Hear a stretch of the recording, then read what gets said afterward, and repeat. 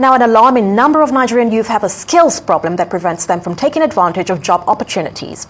As the developed world makes more advancements in technology and the skills required to harness technology like artificial intelligence, large language models, it is imperative that emerging markets like Nigeria have a workforce with skills required to keep up.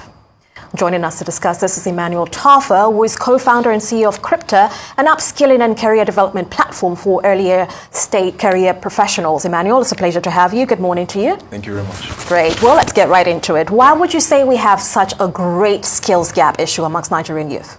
All right, thank you very much. Glad to be here. Now, there are several reasons, but I'll just focus on two so that we can get the point very clearly. There's definitely misalignment in education, which is the popular one. But I need to bring it home so that we can understand why education is important. We usually miss the ploy and think that university is the most important part of the educational system. No, it's not.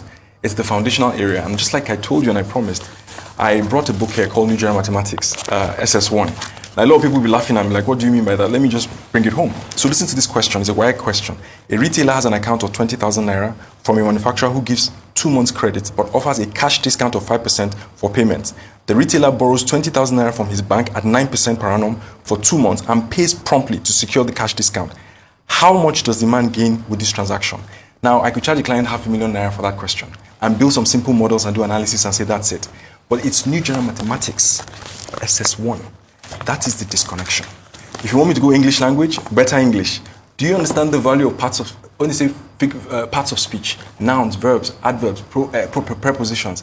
Do you know that in a legal document, if you misuse the appropriate parts of speech, you could create disputes? Or what about in marketing when they say keywords for people that do marketing? Those keywords, the computer knows the real meaning of the word. But if you, with your poor English language, use the wrong word, you could cost your company millions of naira or dollars because you don't understand keywords from parts of speech. That is a classic example of how education has been disconnected. The second part is real application training. I'm a management consultant, done it for 15 years.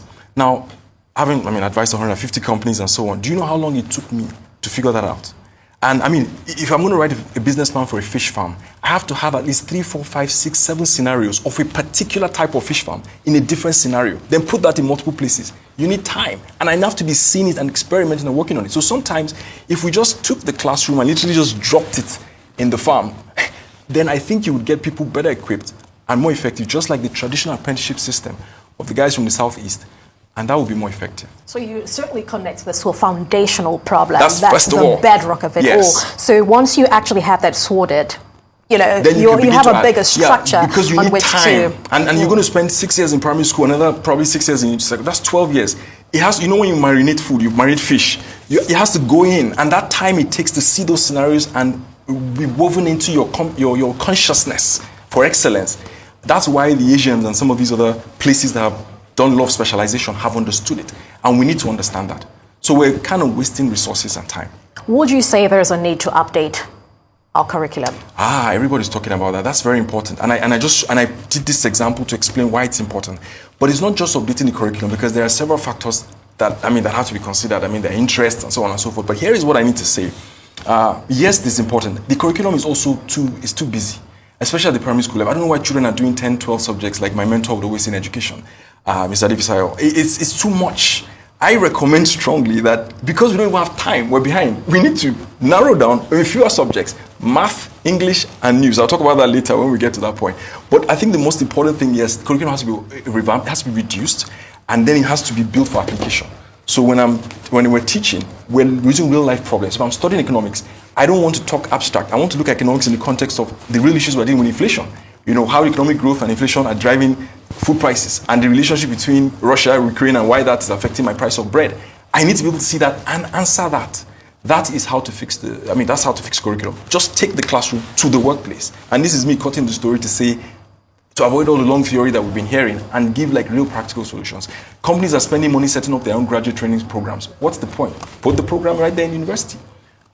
I'll leave it there. Yeah, it's very interesting you talk about this, because there is also the side of the fence that claims that we have a lot of regurgitative learning as opposed to a more lateral thinking in the classroom where as opposed to being told 1 + 1 is this because I say so, as opposed to why did you arrive at that conclusion. So that's a whole other conversation leading to preparing graduates and just pupils for the real world in many other ways. But let's talk about how your platform is attempting to upskill youth. All right, so fantastic. So what we did is this, and I'm going to say this very plainly.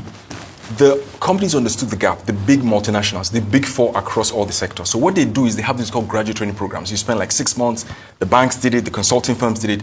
But the small supermarket in Alagbado, that lady cannot afford to get it. She can't do a graduate training program. So we now are democratizing the process. So we're taking that elite knowledge and wisdom and bringing it down to the average SME to be able to tap. So through our platform, you can now, hire graduates, they will come in, and they're already cooked. When I say cooked, they've been given the foundational training at the level of some of these big organizations. So we democratize that and then are now making that available. And when I say democratizing that, that means through, of course, our LMS, learning management solution, and then our very, very hands-on, immersive training program with very, very carefully crafted curriculum. It's carefully crafted because it's a diet.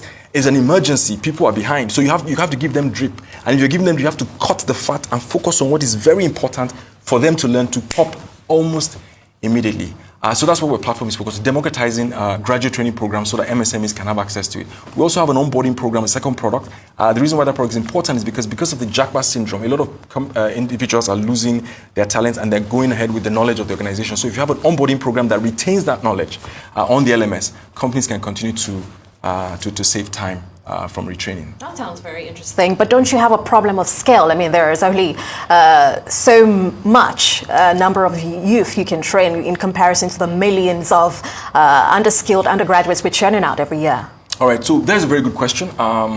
Two things that we're looking at for scaling. Number one is that we're tech enabled. So if we're tech enabled, it means we're going to have to scale with technology. So the classroom experiences are going to reduce significantly so that people can learn theory. Second thing also is that we're going to leverage AI. Very important to do a lot of tutoring.